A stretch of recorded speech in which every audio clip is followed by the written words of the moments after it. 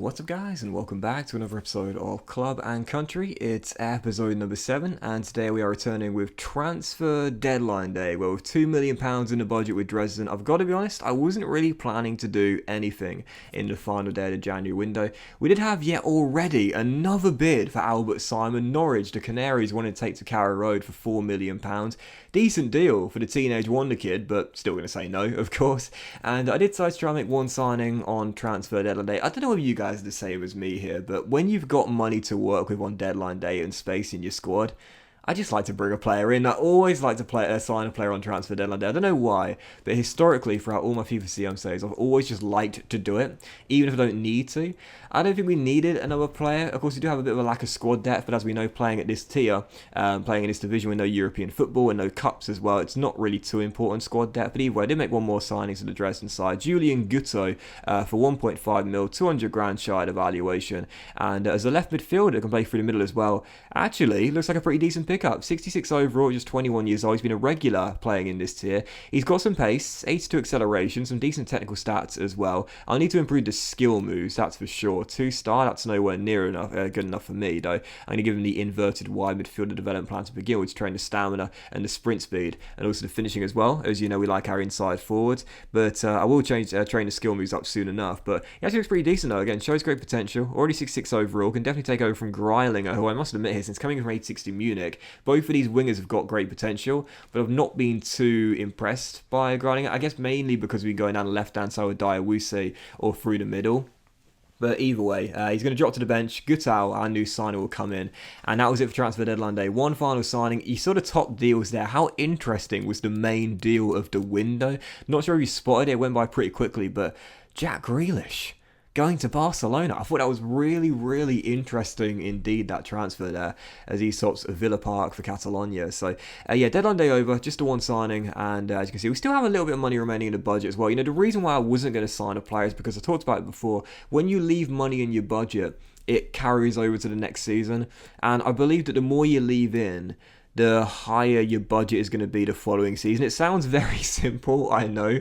I probably didn't need to explain that, but I think it is true. Like, the more money you leave in, the higher chance you've got of a far bigger budget the following season. So I was contemplating leaving the 2 million in there, but then I thought, you know what, looking at this side right now, I like how the team is. Definitely, yes, there is a little bit of a lack of squad depth, but again, I think that getting a new right midfielder in that could play first team football in this team, first team minutes as well, was the right thing to do, especially for an undervaluation deal, 1.5 mil, and he shows great potential as well. When the deal's available, I'm not going to pass it up. So we look at our fixtures coming in February. As you can see, 5 games. You'll see them all in today's episode as well, including another game against Victoria Köln and Bayern Munich's reserve teams. There are always teams you look out for, you know, when you're playing through your career mode season, when you face them again. Really excited for both of those games. You'll see them both in today's episode as well. And there's hence this one here against Ingolstadt away from home. I think they're another team that's sort of fallen from grace a little bit in recent years, haven't they?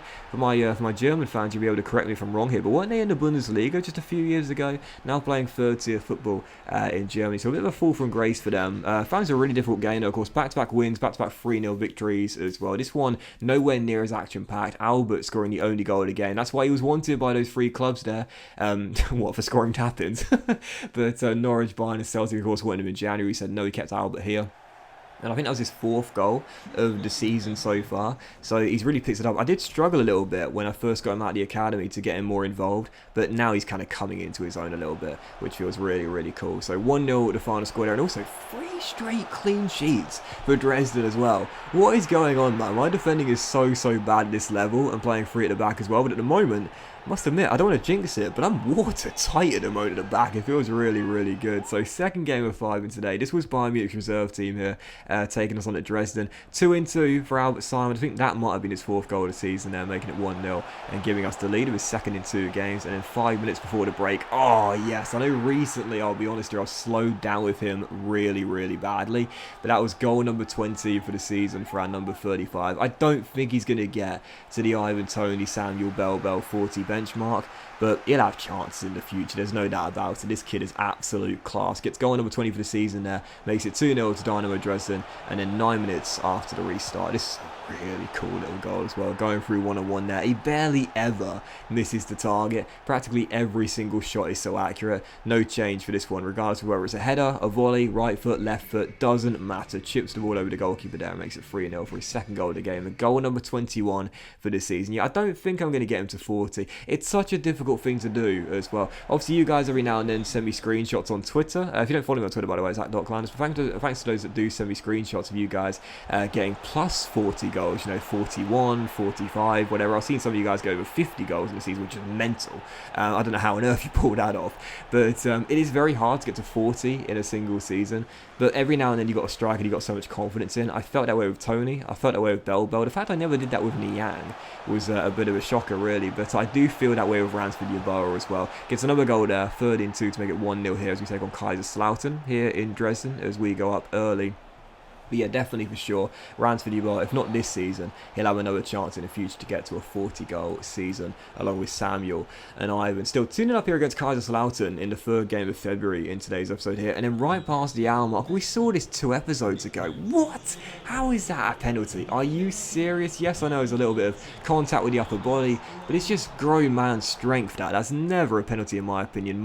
The captain, penalised for it. Should never have been a penalty. Unfortunately, on this occasion, ball does lie as the penalty was put right down the middle, as I guess the wrong way with Kevin. Kaiserslautern half deficit get back in the game, and once they got that goal to get back into it, the complexion of the game changed. When I was 2-0 up, I was in control, had my foot on the gas pedal, eased off a little bit after the 2 goals in 12 minutes in the first half, and once they got the goal from the penalty, I really started to struggle quite a bit there. Kaiserslautern came back from 2 goals down to make it 2-2, and I mentioned it throughout the course of the entire season so far. This is how the games go playing at this level. There is no way you are safe regardless of what lead you've got, because the standard defending and goalkeeping, and in that game, let's be honest here, refereeing is really, really poor as well. So 2 to the final score. Disappointing to slip up there after 3 or possibly 4 wins on the bounce. And so for our 4th game of today's episode here, aiming to get back to winning ways, we aim to push away, or put away I should say, at the top of the table. And heading to this game here as a first, or I should say 3rd versus first clash for this one here, aiming to get a point gap here on the automatic promotion to playoff places. Went 1-0 up early through Diawusi. Love this kid to pieces, man. And then 6 minutes after the restart, bags his brace. And I've got to be honest here, when I scored this goal initially, I was like, oh my god, what a ball from Albert. That was incredible. Perfect through ball. I was like raving at how good of a through ball that was. Watched it on the replay and realised it's actually really shambolic goalkeeping, isn't it? But that's the 3rd tier of Germany, man. That's the lowest tier of football in the country in FIFA. The standard of goalkeeping is just awful, man. At first I was going mental at that ball there. Absolutely incredible free ball in the end. Just really atrocious goalkeeping as Simon got a hat-trick of assists in this game. 70 minutes to go. Gets assist number 3 in a sort of coming of age game for our number 8 there. Set up the first 2 for Diawusi, and then set up Ransford Yeboah's goal as well later on in a 3-0 victory. So yeah, 3-0 final score there. Great to get back on track, and yeah, Simon in that game absolutely superb with 3 assists. I love that. I really do. A hat-trick of assists. It's so cool, isn't it? So yeah, 3-0 final score, and for our 5th and final game of today's episode, and in February as well, Victoria Köln here, coming to take us on in Dresden. They've fallen off the pace in recent weeks, as we know. For a long time, they were our closest title threat, but since then, they've really, really fallen off and now sit outside of the top 3. So taking them on here at Dresden, aiming for back-to-back wins, and a big victory here against the side aiming to get back in the top 3. I don't know what happened this game, but you know, there are some games where you just cannot defend, which for me is often. I just was all over the place, man, and I literally could not steady the ship at all. Went 2 goals down in the first half, 5 minutes after the restart, 3-0 down at home. And as you know, I've been saying it, despite that being a big hole for us to come out from, you're never out of games in this division. We were 3-0 down, Ransford Yeboah makes it 3-1, then 20 minutes after the restart, oh my goodness gracious me, another assist for Albert, 4th in 2 games, but the captain with a bullet header, makes it 3-2, and I was thinking, can we pull off the comeback victory of all comeback victories? Well, unfortunately not, because again, my defending at this level is just a bit comical, really, isn't it? It's embarrassing to show you it at times. I never sweep anything under the rug. I always show you the build-ups if the defending's been really poor. It certainly was there, and in the end, in this game, I was just torn apart by Marcel Rees of Victoria Köln here. 4-2 the final score.